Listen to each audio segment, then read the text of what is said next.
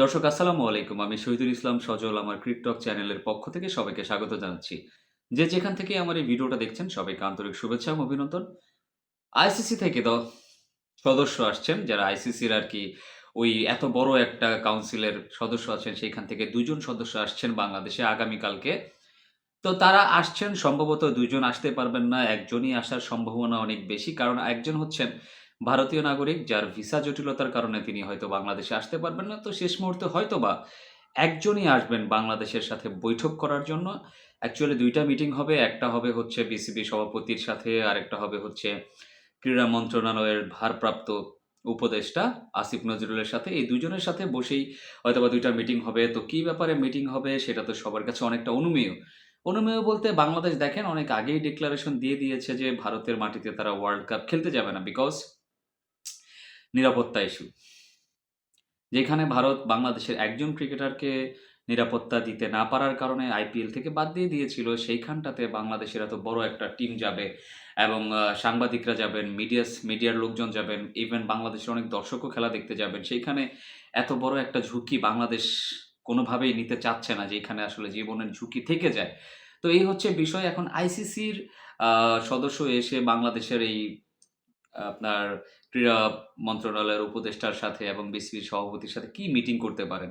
তিনি কি মন গলাতে এসেছেন, বরফ গলাতে এসেছেন? বিষয়টা কি এরকম? তিনি কি আ ফোনে না করে, ইমেইল না করে, ইমেইলে কথাবার্তা না বলে তিনি কি হয়তোবা এটা ভাবছেন আইসিসির লোকজন যে হয়তোবা সামনাসামনি গিয়ে কথা বললে, সিচুয়েশন গুলা বোঝাইলে হয়তোবা এই জিনিসগুলা বাংলাদেশ মেনে নিতে পারে। কিন্তু ভাই বাংলাদেশ মেনে নিলেও এটা আসলে মেনে নেওয়ার মতো কোনো বিষয় না। বাংলাদেশের উচিত হবে না এই জিনিসটা মেনে নেওয়া। কারণ এত বড় একটা রিস্ক নিয়ে কোনো দেশে খেলতে যাওয়াটা নিখাতি আমার কাছে বোকামি বলে মনে হয়। আর আমার কাছে যেটা মনে হয় আইসিসি থেকে যে বা যারাই আসবেন তারা নির্দিষ্ট একটা প্ল্যান নিয়ে আসবেন।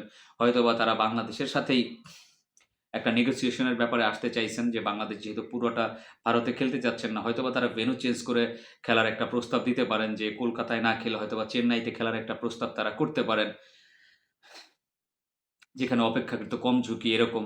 কিংবা এমনও হইতে পারে যে বাংলাদেশ যে গ্রুপে আছে, ওইখান থেকে অন্য একটা গ্রুপে আ উম বাংলাদেশকে শিফট করা হইতে পারে। বিষয়গুলো এরকমই। কিন্তু যেটাই হোক, আমার কাছে মনে হয় না যে কোনোভাবেই আইসিসির সাথে তালে তাল মিলিয়ে বাংলাদেশের ভারতের মাটিতে খেলাটা উচিত হবে এটা আমার মনে হয় না। কারণ যেহেতু একবার না করে দিয়েছে, আর যেহেতু গাধা ঘোলা করে পানি খায় না, বাংলাদেশেরও উচিত হবে না ঘোলা করে পানিটা খাওয়া। দর্শক, আপনার কি মনে হয় যে বাংলাদেশ কি আসলেই আইসিসির সাথে তালে তাল মিলাবে? নাকি বাংলাদেশ যে সিদ্ধান্তটা নিয়েছিল সেই সিদ্ধান্তের উপরে বাংলাদেশ অটল থাকবে? আর সেই অটল থাকাটা কি বাংলাদেশের জন্য ভালো হবে নাকি খারাপ হবে?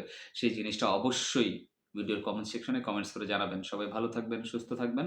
সালামু আলাইকুম।